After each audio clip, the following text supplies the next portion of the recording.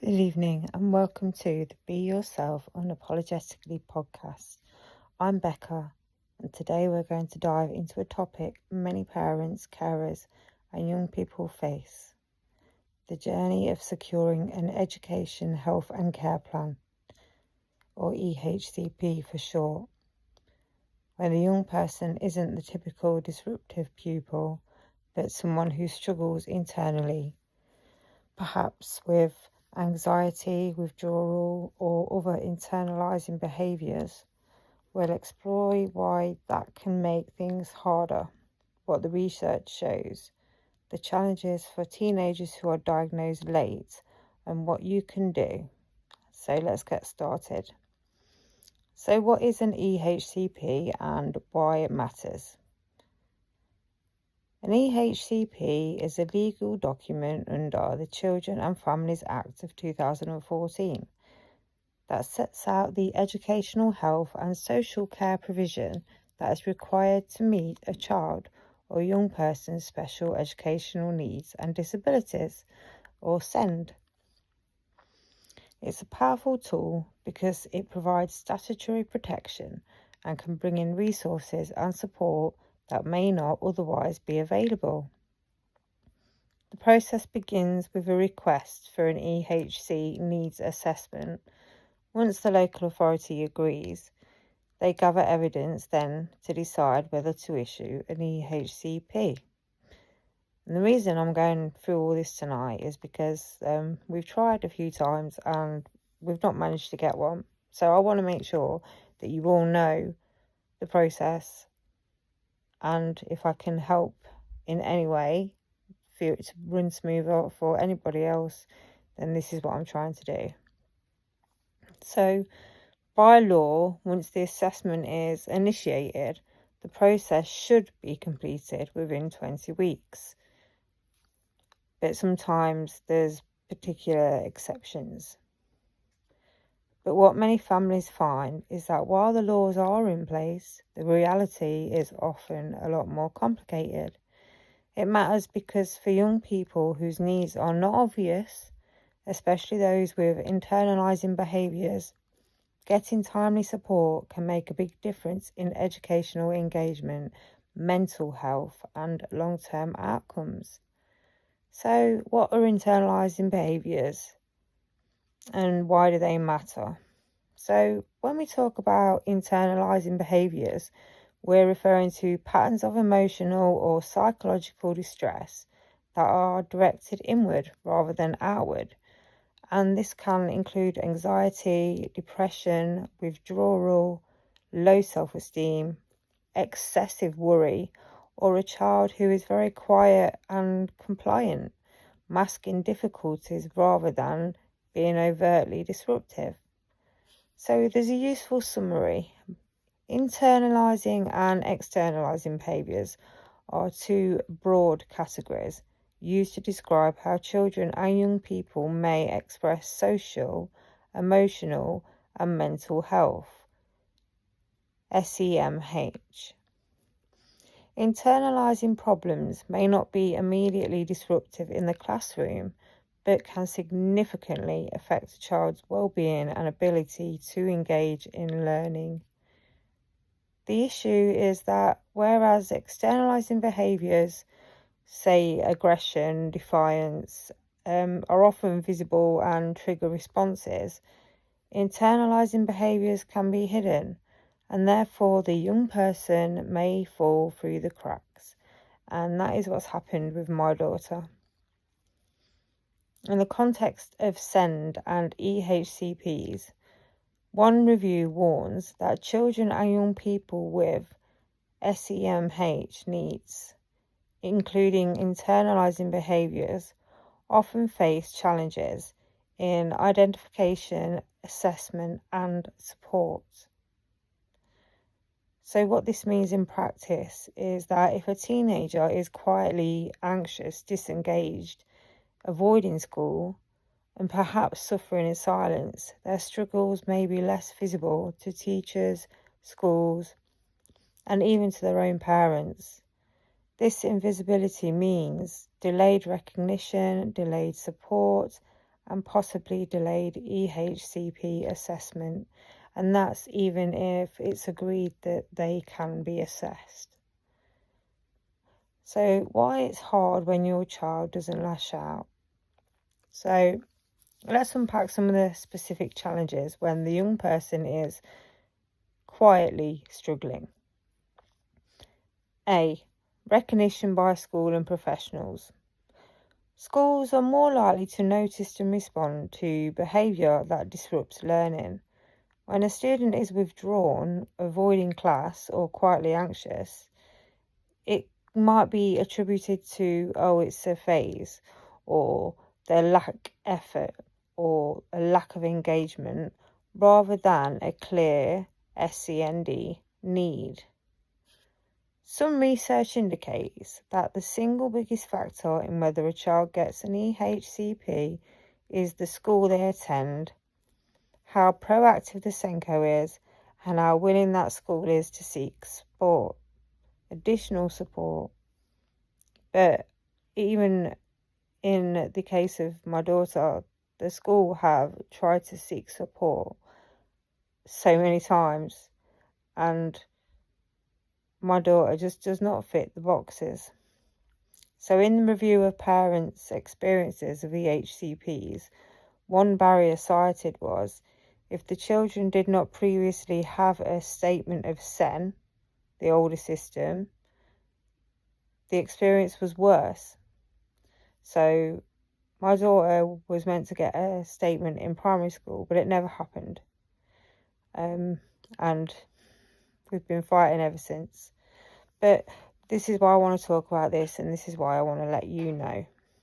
So the evidence and application process. To request an EHC needs assessment, you need to provide evidence that A, the child has or may have special educational needs, and B, that it may be necessary for special educational provision to be made through an EHCP. If the child's difficulties are internal and perhaps less documented, it can be harder to compile sufficient evidence. School reports may show attendance drop, withdrawal from social interaction, or low engagement, but less obvious behavioural need. Delays in the assessment process are common and tend to correlate with dissatisfaction from parents and young people. A national survey found that where the process took more than 10 months, fewer parents believed the EHCP would achieve outcomes. So, what about late diagnosis and teenage years? A particular significant issue is when diagnosis, for example, of autism, ADHD, or other underlying needs happens in the teenage years or even later. One study found that late diagnosed autistic individuals often had high levels of mental health and social difficulties prior to their diagnosis. When a condition is not picked up early, the young person may experience years of disengagement or mental health difficulties, which complicate matters further. When applying for an EHCP in the later teenage years, from the age 16 to 25. The sense of having to catch up or being behind, combined by years without targeted support, means that an EHCP application may seem complex and urgent, but local authorities may push back or say it's too late. So transition and age-related difficulties. Young people aged 16 to 25 with EHCPs tend to rate the experience more positively in some respects, but outcomes are lower. For example, in the national survey, agreement that the plan would improve chances of life outcomes was significantly lower in the 16 to 25 age bracket. The later you start the process, the more critical the next steps, post-school, adult life, employment, become, and the more difficult it is to secure a plan that truly addresses long-term needs rather than purely academic ones. Real-life illustrative cases. While individual names may be anonymised for confidentiality, here are representative examples drawn from reports, research, and parent accounts. So, a 15-year-old girl, parent reported, had chronic school avoidance, anxiety, and low attendance. She was only diagnosed with autism at age 15, despite earlier signs of avoidance and distress. The school provided some reduced timetable support, but no ECHP. In a qualitative study of mothers of autistic children aged 6 to 15, one mother noted, because he never lashed out, the school assumed he was just shy or slow to engage, rather than having a neurodevelopmental need. From national survey data, where the plan process took more than 10 months, fewer parents agreed that the help support would achieve agreed outcomes, 53%, compared to where process was within 20 weeks, which was 71%. These examples highlight how internalizing behaviours, late identification, and longer waiting times can create a steeper, more stressful path to obtaining an EHCP. So, key evidence on outcomes and what works. It's useful to review what evidence tells us about the effectiveness of EHCPs and support for SEMH. Internalizing needs.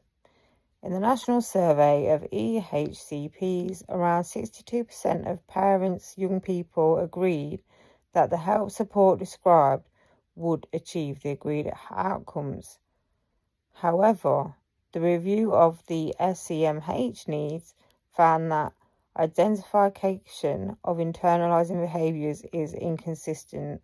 Schools may lack staff training, and there is variability in practice. The rapid evidence assessment on SEND support found that while there is good evidence for cognitive, social, emotional, and communication needs, the evidence base is less strong for how best to support SEMH, particularly internalizing in mainstream schools. Overall delays matter. If the process is delayed, the plan is less likely to equip the young person for long-term future outcomes such as employment and independent living. What this means. Securing an EHCP is important, but equally important is getting it early, having good quality evidence, and ensuring the support is well targeted for internalising needs, not only external behaviours. Step by step, what you can do. So this is for you as the parent or the carer. Here's a practical walkthrough of what you can do if your teenage child is struggling internally and you suspect that they may need an EHCP. Step 1. Monitor and gather evidence. Keep records, attendance, engagement, changes in behaviour, anxiety signs, avoidance of social interaction or lessons, communication from the teachers or the SENCO. Get professional input if possible, e.g. assessment by an educational psychologist, mental health professional, or a SEND specialist. Ask the school for reports, SENCO meeting minutes, and interventions already tried and their outcomes. Step 2. Talk to the school, the SENCO, and request support. Arrange a meeting with the SENCO, explain that your child isn't acting out, but you are concerned about anxiety, withdrawal, engagement, and long-term outcomes. Ask what support is in place already, what adjustments are being made, e.g. reduced timetable, mentor, safe space, anxiety interventions. If support is limited and you believe the needs are substantial and lasting, this may be the time to ask for an EHC needs assessment. Step 3. Request an EHC needs assessment. You can request the local authority, LA, to carry out an assessment. The LA must decide within 6 weeks whether to proceed with the assessment. Provide evidence, reports, school data, professional assessments, your own notes.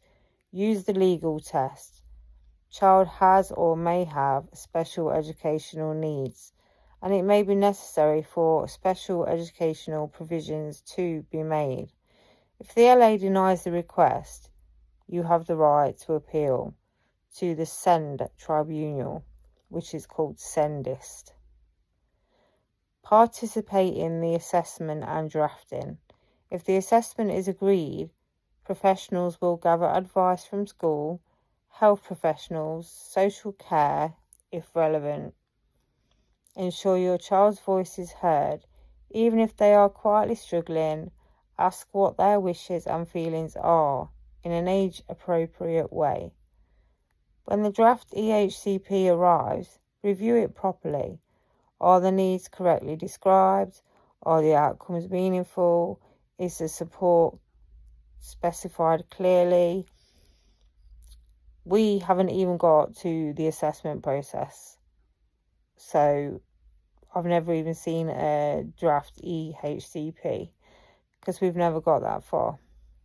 So we have nothing to go to a tribunal about because we've never even been accepted for an assessment. So this is the whole reason I'm doing this, is because any of you that are going through it, I want you to know.